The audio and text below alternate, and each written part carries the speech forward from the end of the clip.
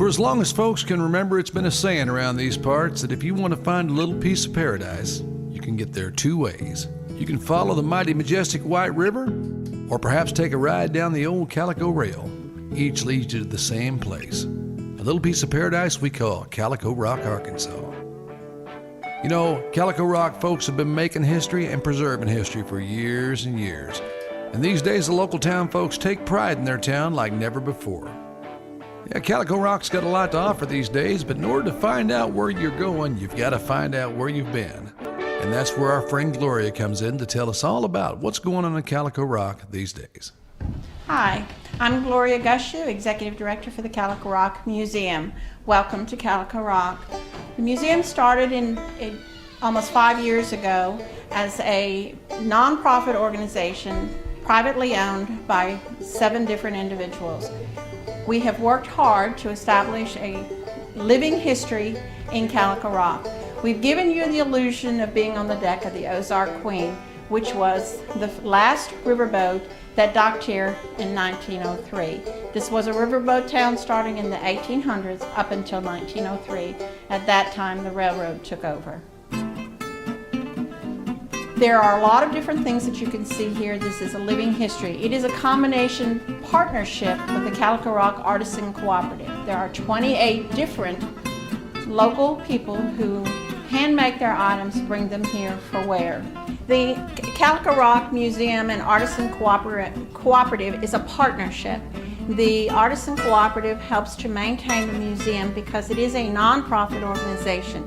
We have 28 different local vendors, anything from wood carvings, we've got quilting, candle making, jewelry making, a lot of different things that are happening, and all of them from the Ozarks. The inmates, when the building was first established, the building needed a lot of repair. The North Central unit located in Calico Rock has a program where the inmates are permitted to come and do work for us as a 501c3 program. They did and started this building, which was basically a shell, and established all of what you see today. All of the railings, all of the windows have been redone, and one of the inmates who worked on one of the programs decided that he wanted to donate something to the museum, asking us if we wanted a ship's wheel, and he donated that, and that's what's in our captain's. Yeah, hi, my name is Rich Fisher. I'm the president of the Calico Rock Organization for Revitalization Efforts, or CORE as it's known here locally.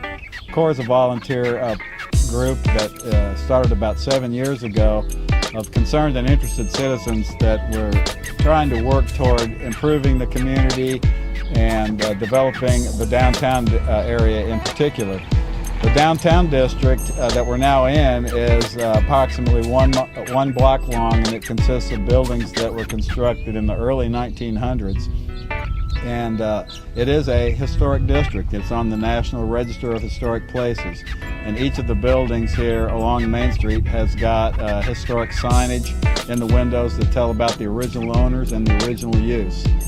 Some of the projects that CORE is involved in down here, one involves a unique solar-powered streetlight system. Historic looking street lamps that resemble gas lamps were erected, and they are all powered by solar energy. There's a solar array on the roof of one of the buildings that feeds the lights. And it's kind of unique. About 3 years ago we had an ice storm here, and the town was actually out of power, the whole town, for 3 days. And it was kind of unique to come down here at night and see the town all dark, but the street lights were still shining brightly as a result of the solar power. And CORE was involved in that project. The community really steps forward around here. The community had a chance to sponsor a street light for $1,500 per light. I think we have a total of 8 lights in the system, and we had more people step up to volunteer to sponsor those lights than we had lights. So that gives you an idea about the commitment and the energy of this community. Another project was the mural that we have downtown that depicts some of the local attractions. The river, of course, is a big draw here. The White River is probably one of the top 3 trout fishing rivers in the country. and we certainly welcome and appreciate fishermen and outdoorsmen who take advantage of that. So Calico Rock has quite a bit to offer. You've seen the museum, and we just encourage you all to come and visit. And as we say, you can come and stay for a day, an hour, or a lifetime. Now, Calico Rock, Arkansas has seen a lot of changes over the years, but to hear Bill Terry tell it, there's only one thing that Calico Rock's known for. That's its great fishing. Some of the most beautiful bluffs in America are located along the shoreline, and underneath those bluffs, in the rocky waters below, some of the best fishing known to mankind. Today on the river with old Charles and Bill here, a man might catch a mess of fish in no time at all. Let's hear from them. My name is Charles Wilson, and I'm out here today with Mr. Bill Terry, a local boat dock operator and expert on guiding the White River for rainbow trout. And we're here to talk to you a little bit about the White River in Calico Rock, Arkansas. The river is flowing at probably 2.5 miles an hour, and a little dirty. Normally crystal clear, but we've had some heavy rain, and so the river is dirty today. But according to Field and Stream, best trout fishing in the nation. In Field and Stream, I think it was 2009 issue, but wonderful fishing and a very beautiful attraction. We have beautiful limestone bluffs and just a great place to spend the day. Back in 1818, a man named Henry Schoolcraft floated the White River in a canoe. He actually came down here looking for minerals. He was a geologist by trade. And he wasn't the first white man here. There were several people from Appalachia that had moved in here and were homesteading, but he was the first one to document his travels and actually make a complete journal. And in his journal, he stated that as he passed this area, that the color of the bluffs reminded him of calico cloth. And that's where Calico Rock got its name. Because normally you can pick up a trout book, regulation book, and a trout book, which will have a stocking schedule in it, and it'll show you basically how many rainbows are put in each year.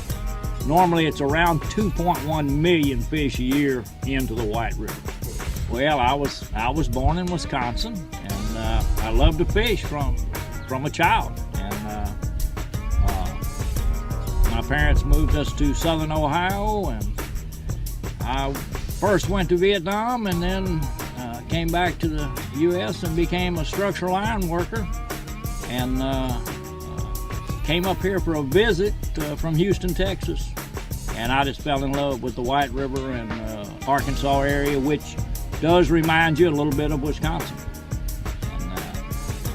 Yeah, I got here a roundabout way, but what a place.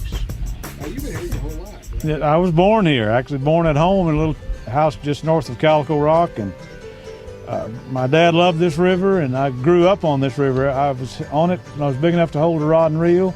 My wife thinks I'm more married to this river than I am her, and I just can't get away from it. And it's kind of ironic that we came from two different sources, but both of us love this place equally well. Now, the local folks in Calico Rock, Arkansas, and some of their new neighbors took it upon themselves to restore historic East Calico Rock. Why, in the old days, you might just catch a sight of old Greasy Slim walking out of the jail and walking around downtown, keeping that part of Calico Rock under his protection. Now, this old fella knew every inch of East Calico Rock, and, well, the locals keep him alive best they can. We didn't have to look hard to find him. We found him at the old jail. Oh, well, good morning. I didn't realize there's anybody out here. You have to kind of excuse my appearance. I just woke up, and the facilities in the jail aren't all that great. Oh, by the way, my name's Greasy Slim. Tell you a little bit about how I got to Calico Rock. See, back in the 1940, I was riding the rails, just kind of looking the country over, living, as they would say, by my means. And one of the things about riding the rails was you had to watch out for them railroad bulls, because if they caught you, they put you off the train. And I got put off the train here in Calico Rock, and you know, the folks just treated me so good, I just stuck around. And after a while, I got to kind of helping clean the jail out and do different things around and helping the marshal. And boy, folks treated me good. And when the marshal decided he wasn't going to be the marshal anymore, they just let me kind of take over. Interesting thing about this jail, if you kind of look at it, you know, it's not very comfortable in there. So there really didn't nobody want to stay in there. By the way, there's no heat in this jail, and there's no air conditioning in this jail. So whatever the weather was outside, it was just that much worse inside. And so you didn't have a lot of guys that really wanted to spend any time in this particular little jail. I spent several years here in Calico Rock, and I just want to say this about the folks here in Calico Rock. You won't meet any nicer people that will treat you any better and give you this nice accommodation to sleep in when it's not occupied than the folks right around here. So we're going to take a little walk now up through East Calico, and maybe we can talk about some of the businesses that were here back in the 40s and 50s and even up into the 60s. All right, now we've moved a little further east in my area of protection, and we are now in front of what used to be Martin's Barbershop and Beauty Shop and the Ozark Theater. Now you have to understand that in a town of Calico Rock size, we had the Ozark Theater down here in East Calico, and that was the place to be on a Friday or Saturday night. You come down to the cafe and get your dinner, and then you just walk right up the street to the Ozark Theater, and you could see Lash LaRue, or you could see, maybe Roy Rogers. You know, all of them really, really fine characters from back in the 40s, 50s, even into the 60s. All right, now we've moved a little further up the hill, and we want to talk just a little bit about the corner store here. There was, like I said a while ago, this East Calico was the main business district in its day, and we had stores. We had wholesale grocery distributors. We had across the street over there 2 different petroleum distributors here. Coming up on the far side of the street there was one of the biggest flooring mills in this area when it was in operation. At one time they had a minimum of 1 million board feet of lumber drying at any one time. And Hayes Brothers Flooring, the name was known all over the country and probably a lot of area of the world. Headquartered right here in Calico Rock in East Calico. When you come up this way and you think about in the early, from 1902, when the railroad came in, to up in the 60s and even early 70s, Calico Rock was the business hub for a large area around here. So when I say, I'm proud of the fact that I was actually able to be a little bit of the law enforcement in this town, and to be a little bit of a part of the history of how this town grew and thrived during that time. So we're going to go down around the corner and talk about, believe it or not, Calico Rock had their own electrification plant.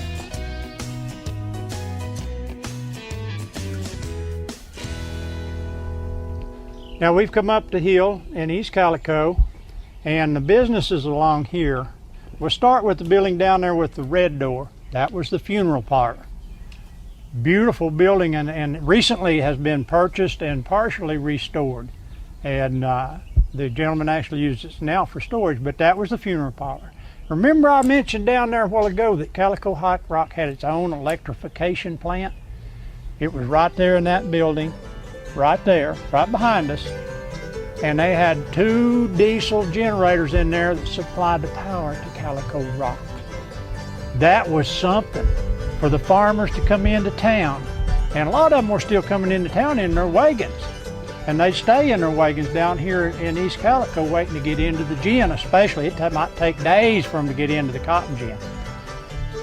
And they had electric lights right here in Calico Rock.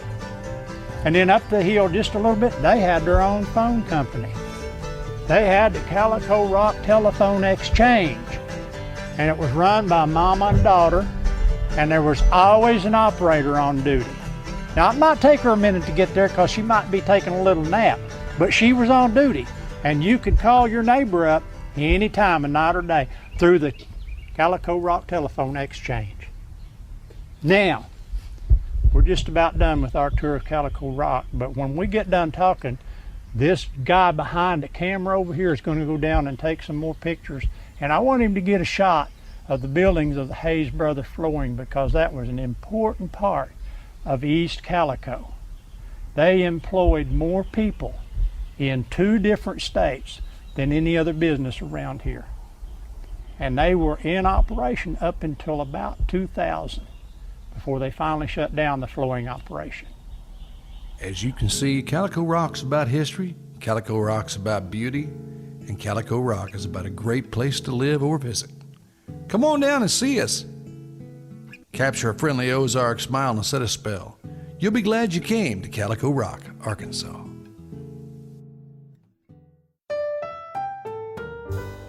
Well, thank you for all of you for coming to Calico Rock. I hope you've enjoyed your visit.